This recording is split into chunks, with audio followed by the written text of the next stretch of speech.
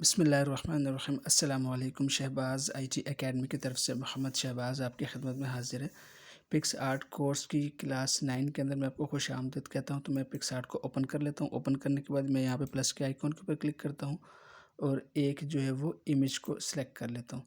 Select करने के बाद आज हम जो टूल पढ़ेंगे वो देख लेते हैं कौन सा है। मैं टूल्स के ऊपर क्लिक करता हूँ तो यहाँ पर देखें जो नेक्स्ट टूल है वो है सिलेक्शन टूल।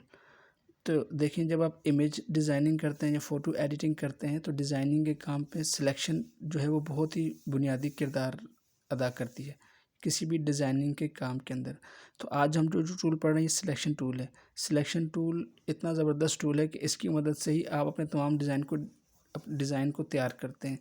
और आपने अपनी किसी भी इमेज के अंदर कोई इफ़ेक्ट्स लगाने हैं, कोई पार्ट आपको चाहिए, कोई क्रॉप करना है, कोई डिलीट करना है, कहीं पे कुछ एडजस्टमेंट करनी है, तो सिलेक्शन टूल्स आपको बहुत हेल्प करता है इन तमाम कामों के अंदर। अगर आप सिलेक्शन टूल को बहुत अच्छे से सीख जाते हैं तो आप अपने इमेजेस के अंदर, प्रोजेक्ट्स के अंदर बहुत से काम बहुत ही आसानी के साथ कर सकते हैं। इस ऐप के अंदर या किसी भी डिज़ाइनिंग की ऐप के अंदर मौजूद हर टूल जो है वो बहुत ही कमाल का है। और आप उस एक टूल को इस्तेमाल करके अगर अच्छी तरह से सीख जाते हैं तो बहुत ही आसानी के साथ अपने बहुत से काम कर सकते हैं। अगर आपने पिछली वीडियोस देखी हो तो आपको अंदाज़ा हुआ होगा कि आपने जो है क्रॉप टूल का, ये पोजीशन टूल, क्लोन टूल, ये रिमूव टूल कितने ज़बरदस्त थे और कितने ज़बरदस्त काम करते थे। तो आज हम सिलेक्शन टूल को पढ़ेंगे। तो मैं सिलेक्शन टूल के ऊपर क्लिक करता हूँ तो देखें इससे रिलेटेड मेरे पास कुछ नीचे ऑप्शन आ जाते हैं। पहला क्या है, स्क्वायर का। मैं स्क्वायर के ऊपर ये क्लिक किया हुआ है तो देखें मैंने स्क्वायर सेलेक्ट है मेरा। तो मैं अब यहाँ पे जाके इसको किसी भी पार्ट को सिलेक्शन लेनी हो तो मैं इसको स्क्वायर में सिलेक्ट कर सकता हूँ। जब मैंने इसको सिलेक्शन ले लिया कि स्क्वायर के अंदर, तो देखें ऊपर ही मेरे पास इसके बहुत से ऑप्शन आ गए हैं। पहला ऑप्शन क्या है, कट का। मैं इस पार्ट को कट कर सकता हूँ। मतलब ये कि मैं चाहता हूँ मुझे ये इमेज में ये पार्ट यहाँ नहीं चाहिए, ये यहाँ से मुझे इसको डिलीट करना है तो मैं इसको कट कर सकता हूँ। इस तरह से करके देखिए ये पार्ट कट हो जाएगा क्योंकि अब पीछे बैकग्राउंड नहीं है तो ये आपको ऐसे ही नज़र आ रहा है। तो मैं इसको अंडू करता हूँ। उसके बाद कॉपी है, मैं कहता हूँ इसको मैं कॉपी कर लूँ तो ये मेरे पास कॉपी हो जाएगा। और कॉपी करने के बाद मैं इसको जब पेस्ट करूँगा तो ये इसी पार्ट की एक कॉपी मेरे पास बन जाएगी। तो मैं इसको आसानी के साथ रीसाइज़ करके जहाँ चाहूँ, जिधर चाहूँ इसको लगा सकता हूँ। तो ये इसका कॉपी का है। अगर मुझे इसको कंटिन्यू करना है तो मैं इसको ओके कर दूँगा। तो देखिए ये मेरे पास जो है ये पार्ट कॉपी होके यहाँ से यहाँ पे पेस्ट हो चुका है। मैं अंडू करता हूँ और अब देखिए मैं इसको यहाँ पे एडिट के ऊपर, अब क्योंकि मैं क्रॉप टूल पढ़ रहा हूँ, वो सिलेक्शन टूल पढ़ रहा हूँ, मेरे पास ये एरिया सेलेक्ट है। अगर मैं इसको मज़ीद एडिट करना चाहता हूँ, ऊपर ये पेंसिल का आइकन बना हुआ है, इसको क्लिक करता हूँ तो अब वो जो मैंने एरिया सेलेक्ट किया हुआ है इसके अंदर ही एडिटिंग के मज़ीद ऑप्शन मुझे मिल जाते हैं। कट, कॉपी, पेस्ट करने के बाद आप कट करें तब भी इसको आप पेस्ट करेंगे तो ये पार्ट आपके पास कॉपी होके आ जाएगा। फिर जहाँ चाहे इसको इस्तेमाल कर सकते हैं। उसके बाद इफ़ेक्ट्स का, अगर आप चाहते हैं कि सिलेक्टेड पार्ट के अंदर कोई इफ़ेक्ट लगाना चाहते हैं तो मैं इसको इफ़ेक्ट के ऊपर जाऊँगा और यहाँ देखिए नीचे मेरे पास इफ़ेक्ट्स खुल जाएंगे बहुत से, जो कि आप इमेज के ऊपर लगाते हैं। तो आपने इसमें से जो लगाना है आप वो लगा सकते हैं। फ़र्ज़ करें मैं इसको सेलेक्ट कर लेता हूँ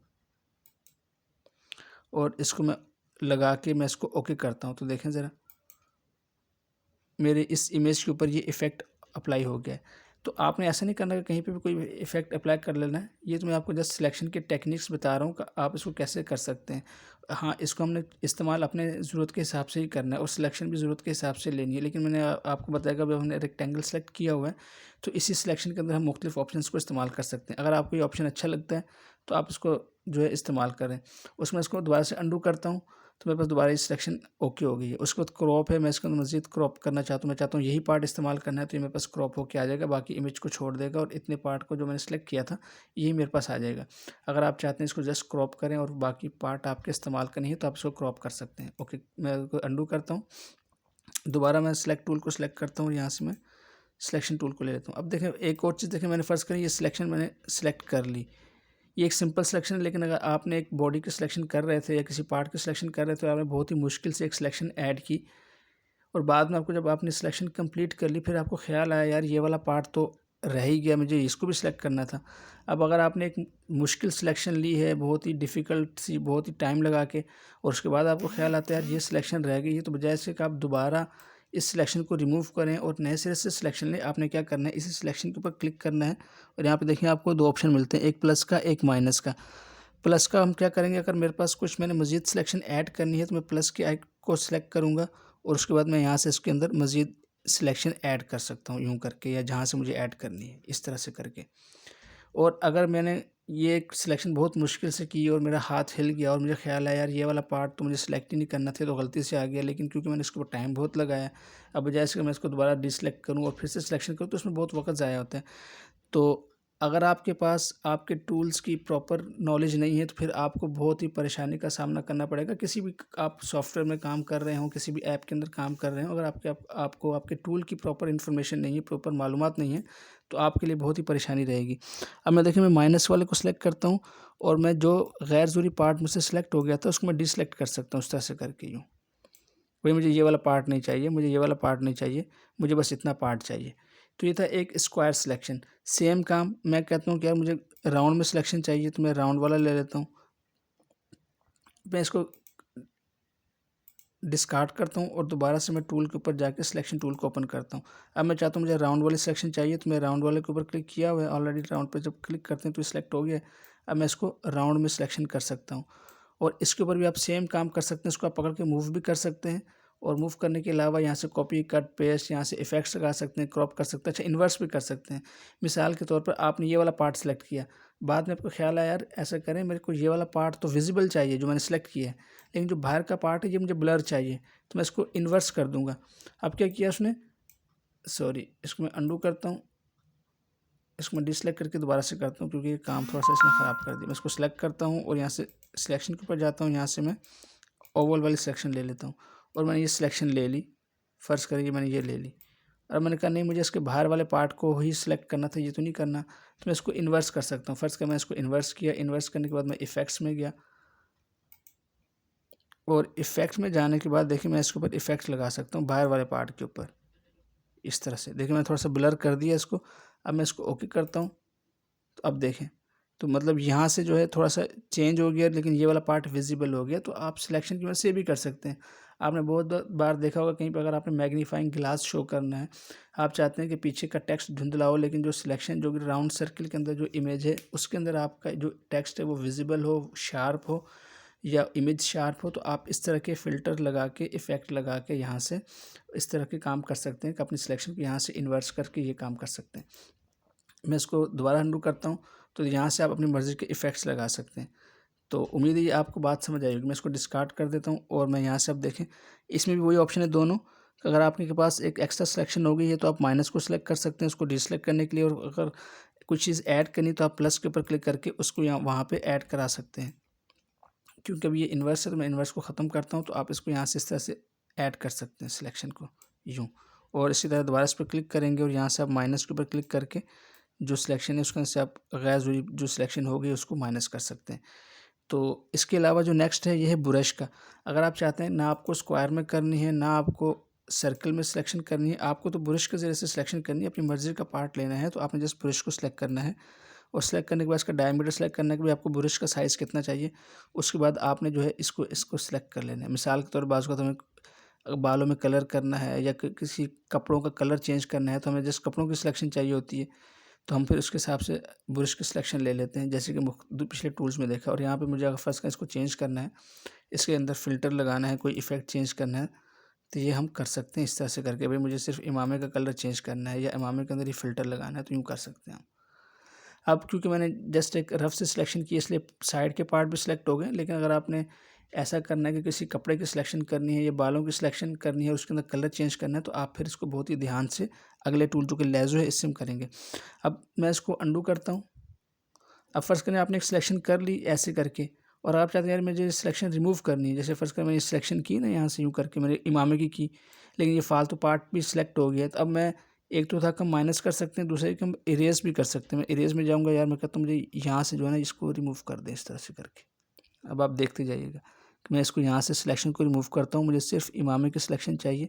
तो आप थोड़ा-सा सफाई के साथ अगर करेंगे इस तरह से करके, तो आप इसको रिमूव सिलेक्शन के ऊपर क्लिक करके भी इसको इस तरह से रिमूव कर सकते हैं यूँ, और यहाँ से इसको रिमूव करेंगे। मैं आपको फिर भी थोड़ा-सा कहीं न कहीं कमी रह जाएगी, लेकिन जब आप अपने प्रोजेक्ट के ऊपर काम करेंगे, अपनी इमेजेस के ऊपर काम करेंगे, तो आपने बहुत ही ध्यान से करना है। जैसे देखें फ़र्ज़ करें ये हो गया, ओह सॉरी, तो यहाँ से थोड़ा ज़्यादा रिमूव हो गया, लेकिन फ़र्ज़ करें अब ये सिलेक्शन होगी, तो अब मैं इसके अंदर कलर चेंज कर सकता हूँ, उसके अंदर कोई फ़िल्टर लगा सकता हूँ, जो कि थोड़ा-सा डिफरेंट लगे।